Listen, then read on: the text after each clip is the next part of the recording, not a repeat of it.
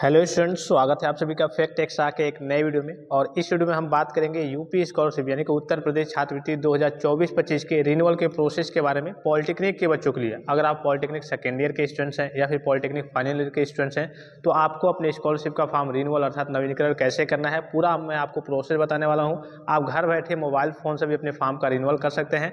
सबसे पहले तो सभी स्टूडेंट से रिक्वेस्ट करूंगा जिन्होंने अभी तक चैनल को सब्सक्राइब नहीं किया है, चैनल को सब्सक्राइब कर लीजिए, बेल आइकन को प्रेस करके ऑल पे क्लिक कर लीजिए और टेलीग्राम चैनल को ज्वाइन कर लीजिए, क्योंकि आपको मालूम है इस बार प्रोसेस में कई सारे बदलाव किए गए हैं। तो अभी आपका जैसे फॉर्म फिलअप कर देंगे उसके बाद से आपका स्टेटस रिलीज होगा, फिर से आपके फॉर्म में किस प्रकार की गड़बड़ी है वो दिखेगा, उसके बाद से आपको करेक्शन कराना होगा, बहुत सारी चीज़ें हैं। तो इसके लिए चैनल को सब्सक्राइब किए रहेंगे तो यहाँ से आपको स्कॉलरशिप से संबंधित हर एक प्रकार के ऑफिशियल और ऑथेंटिक जानकारी सबसे पहले मिल जाएगी और आगे चल के आपके सामने कोई समस्या भी नहीं आएगी। ठीक है, यहाँ पे एक जो फॉर्म दिख रहा होगा सबसे पहले मैं दिखा दूँ, आप यहाँ पे आपको दिख रहा होगा 2024-25, चाहे आप सेकेंड ईयर के स्टूडेंट्स होंगे चाहे आप फाइनल ईयर के स्टूडेंट्स होंगे अर्थात थर्ड ईयर के स्टूडेंट्स होंगे। ध्यान से देखेंगे, ध्यान से समझेंगे।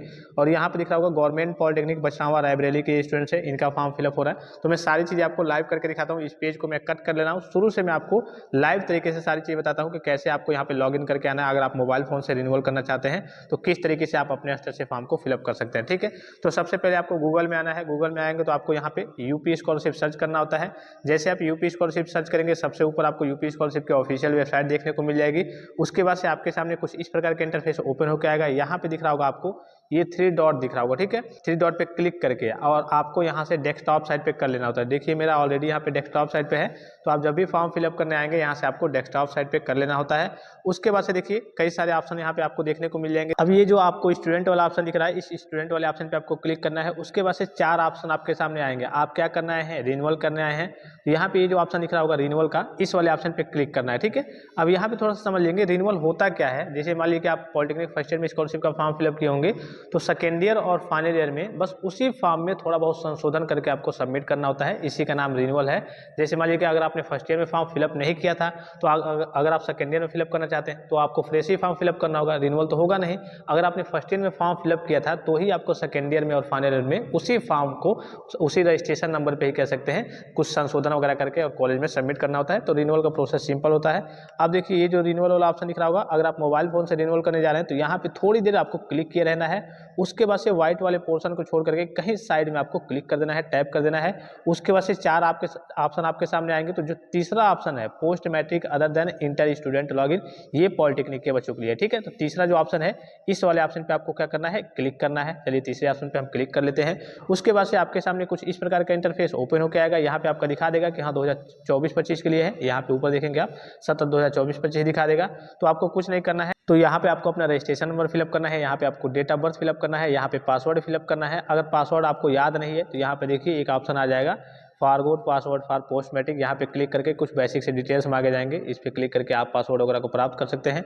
फिर ये जो कैप्चा दिख रहा होगा इसको यहाँ पे फिलअप करके सबमिट के ऑप्शन पे क्लिक करना होता है। चलिए सारी चीज़ें फिलअप करके फिर मैं आगे की ओर प्रोसीड करके आपको दिखाता हूँ।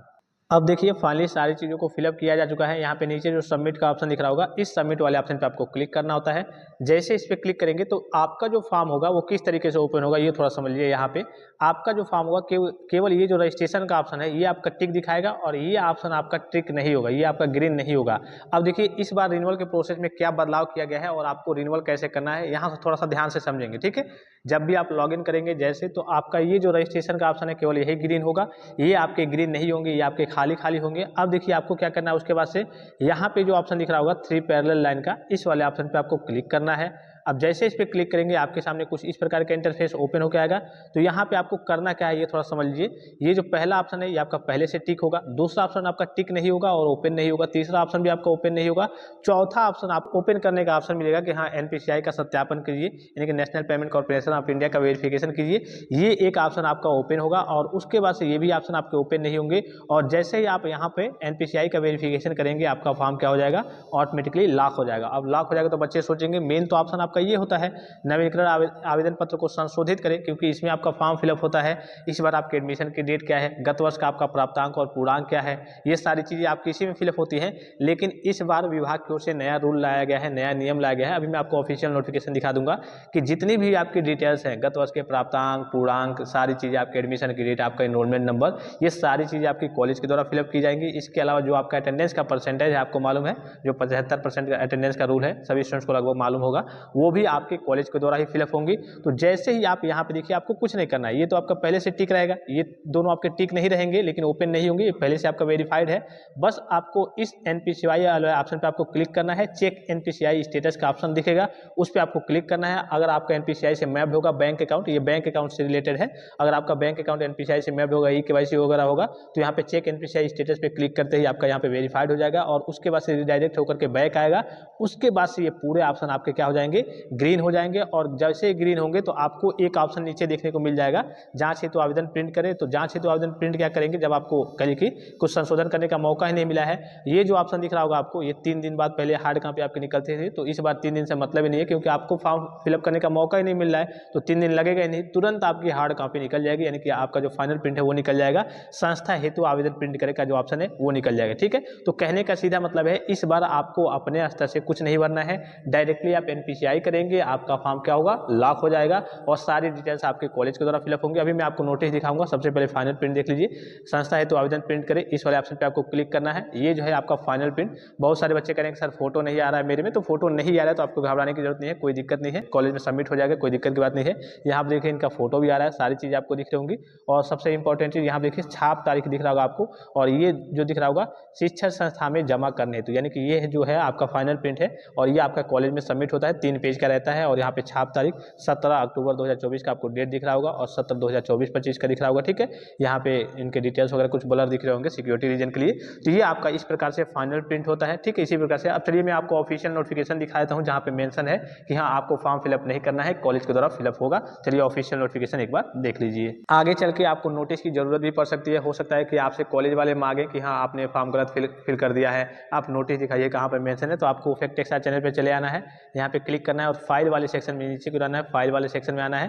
तो यहाँ पे सभी के लिए OBC SC ST general minority सभी के लिए जो नोटिस है अलग अलग तरीके से जारी हुई है। तो यहाँ पे चलिए हम जनरल वाले बच्चों को ओपन कर लेते हैं और यहाँ पे ओपन करने के बाद से मैं आपको दिखाता हूँ कहाँ पे नोटिस में ये सारी चीज़ें मेंशन है। ये नोटिस है, ऑफिशियल नोटिफिकेशन है विभाग के द्वारा। तो यहाँ पे नीचे की ओर आएंगे, सबसे नीचे की ओर, तो यहाँ पे देखिए दूसरा पॉइंट मेंशन है नवीनीकरण। नवीनीकरण मतलब क्या होता है, रिन्यूअल छात्र की अगली कक्षा में प्रवेश की तिथि, यानी कि जो आपका एडमिशन डेट है वो गत कक्षा का परीक्षाफल, यानी कि गत वर्ष का प्रीवियस ईयर का प्राप्तांक और पूर्णांक, व नामांकन संख्या यानी कि इनरोलमेंट नंबर अर्थात यूनिवर्सिटी और बोर्ड का रजिस्ट्रेशन नंबर जो होता है को संस्था द्वारा अंकित किया जाएगा, यानी कि संस्था द्वारा फिलअप किया जाएगा। और इसके अलावा जो आपका अटेंडेंस है 75% होना चाहिए, ये भी आपके कॉलेज के द्वारा ही फिलअप होता है। अगर वो 74.9 करके भेज देते हैं तो इस केस में भी आपका स्कॉलरशिप का फॉर्म क्या हो जाएगा, रिजेक्ट हो जाएगा, डायरेक्टली रिजेक्ट हो जाएगा, कोई सुनवाई नहीं होगी और आपका पैसा वगैरह नहीं आएगा। तो ये इस बार आपके रिन्यूअल का प्रोसेस रहने वाला है, काफ़ी सिंपल और काफ़ी आसान सा प्रोसेस रहने वाला है। आई होप कि वीडियो आपको इन्फॉर्मेटिव लगा होगा।